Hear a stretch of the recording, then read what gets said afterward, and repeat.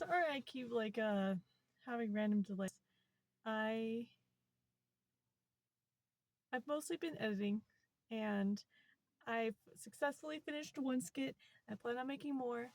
I have a lot of skit ideas in mind, so you'll be able to see that soon.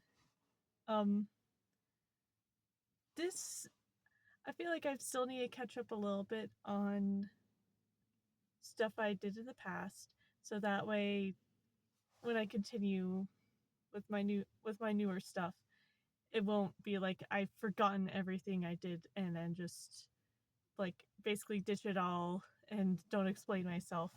I want to try to be consistent, even if I may forget some stuff, which I'm sorry if I do.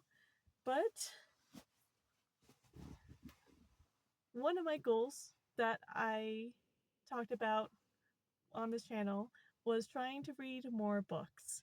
And I am proud to say that I have successfully done so well that all the books that I mentioned in previous videos, if I have the chance to edit, I might show it here now ish. But I not only did that, but then I also read even more books that I didn't even showcase to you guys yet that I would love to talk about. So I'll first talk about Hatrack River. That was the previous one that I was reading at the time, and then had a couple other books I was going to go finish. Apparently, the last time I was trying to film this video, I had all the books ready. Like, here you go. And I'll give like a synopsis, give a rating, and then I'll continue forward.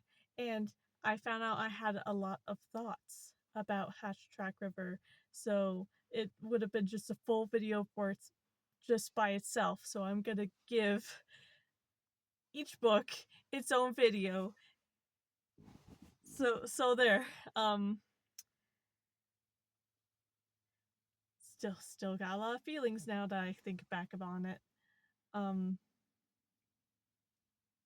First thought, I would never have picked up this book by myself. Like, if I saw it out in the wild, never would have picked it up by myself. This was recommended to me by a family member of mine, and I love them dearly. So I went, okay, sure, I will read this. And it is by Orson Scott Card. Some of you may know, while I think he passed away, but he was a member of the Church of Jesus Christ of Latter-day Saints. And I was also raised as a member of the Church of Jesus Christ of Latter-day Saints, also more known by the public as Mormons. So I also have a lot of particular thoughts about that because in the series, it's very much a case of he grasps on what Joseph Smith was like during his youth, but then make it fantasy, which in concept, it seems like a really cool idea. What my uh, what my parent it was one of my parents that recommended it to me. What my parent told me was he actually got so well renowned and was got very close to the apostles that they actually let him go through the records of the church, and that's where he found all these personal journals or diaries of people that either knew Joseph Smith or Joseph Smith himself, and that's what helped him create this book. And it actually got him into a lot of trouble from what my parent told me, but I I can't confirm nor deny this fact. I I just know that that was what I was informed, and it sounds interesting in concept. I have no clue if that's actually what it was like. It could have been that he just took inspiration from the materials to help make this fantasy-like world.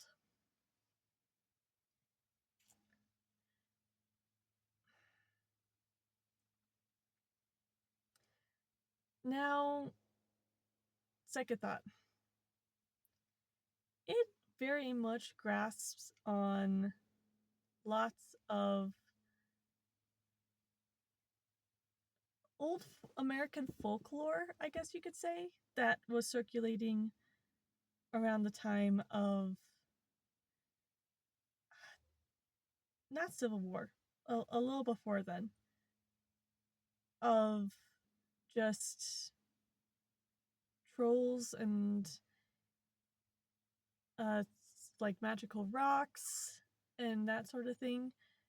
Feels like it almost comes full circle back around when it comes to magic rocks topic. Uh, but there's a lot of mystical fantasy that was going on during that time. So I feel like a lot of that got pushed into the series to try to make it feel fantastical of American lore, and makes it basically is a what if this stuff actually existed and these were the reasons why people were leaving their previous country in order to escape persecution because um, because of the Catholic Church basically killing anyone that stood opposed to them, which is that's a very cool concept. But that was like a background detail that doesn't get explained into the book until later. That part, 5 out of 5. Fantastic concept for a story. Most of the story followed. It was multiple individuals that you got to follow. There was a girl that had this cool and magical ability of basically feeling the elements, I guess is the best way to put it. Not manipulate, but she could like react to the magic that was in the earth. That was pretty cool. And she literally only had 2 chapters in the beginning of the series to kind of be like the cool hook of this world is magical and fantastical. And then later she popped up like toward the end as like time has passed and she has changed, and that's all you got of her. I was she was the character I was most excited for, so seeing so little of her kind of had me distraught. Very very sad. But then there's another character that was a dude in his 20s that basically just wandered around, and he also was a very interesting character in the sense of he was this like the stereotype of a good hardworking man that had nothing to his name, so he would wander around and basically go up to a house and ask for uh to be able to work in order to be able to get food. And he's also a pretty good character. Not the best, the girl was the best, but he was a good character that I very much liked. And then the third character was the self-insert for Joseph Smith Alvin. And I the concept of his character is very cool. And the concept of him being a child that's very bratty but has magical powers that makes him feel like he's able to do more grandiose things and not even think about it as like a he thinks that he's normal, like this is normal. That's very cool to me. It is so hard to hear, to read. Just he had the most chapters in this book, and he was very obnoxious.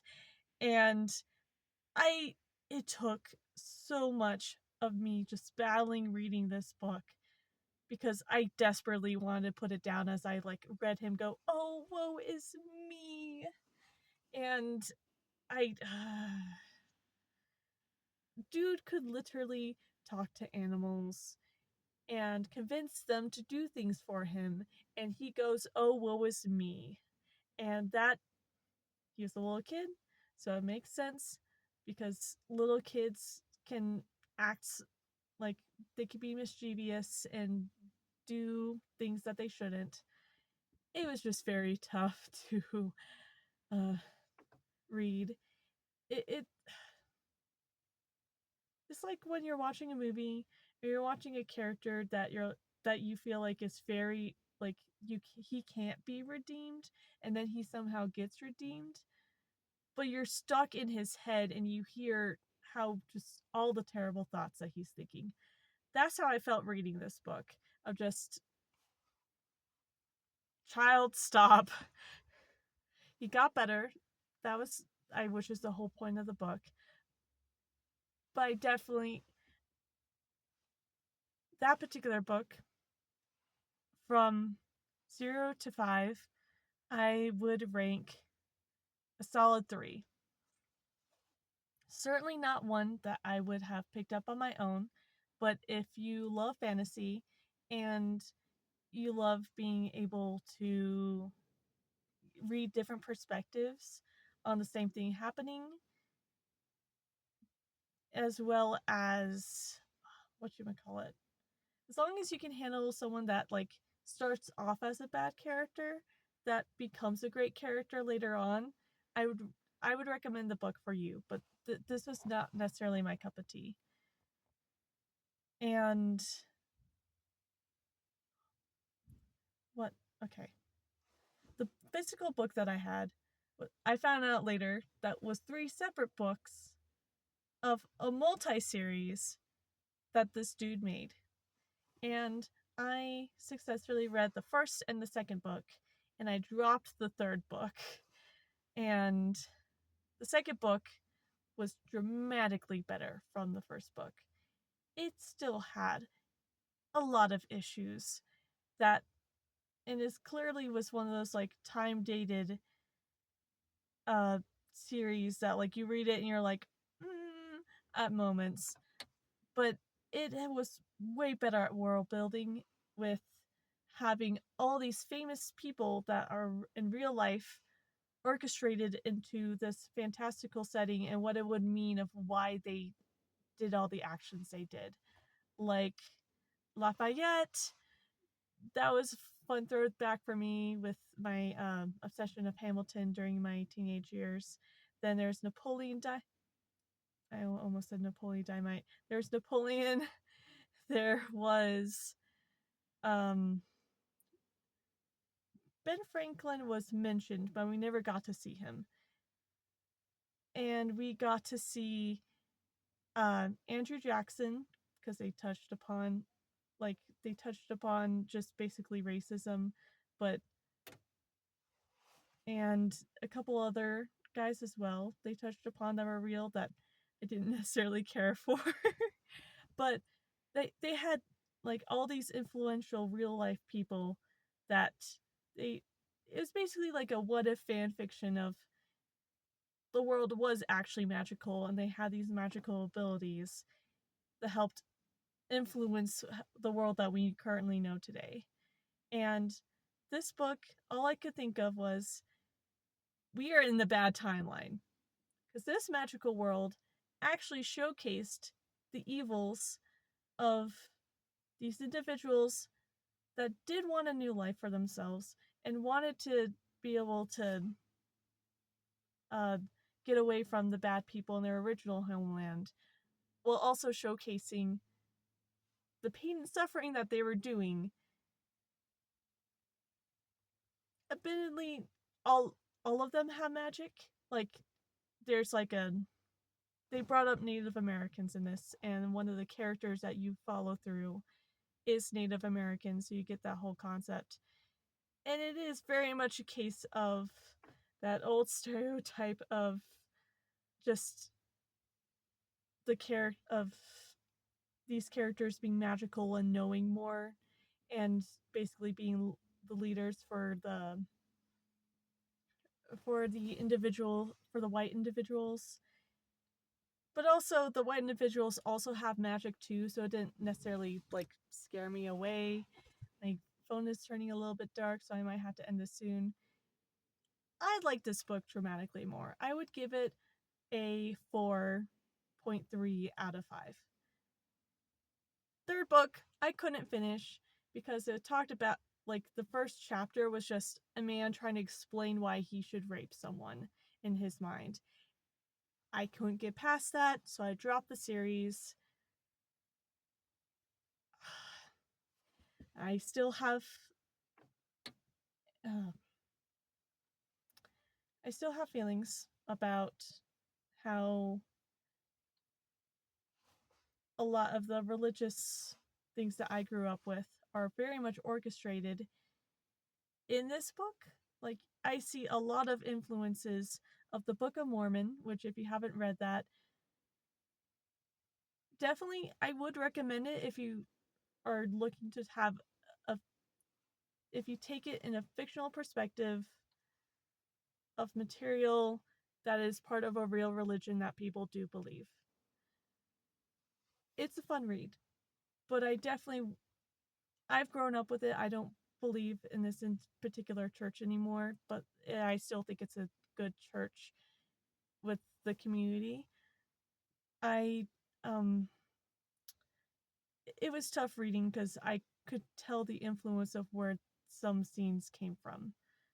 But so if you read the Book of Mormon, you could pick up on it afterwards reading this particular book.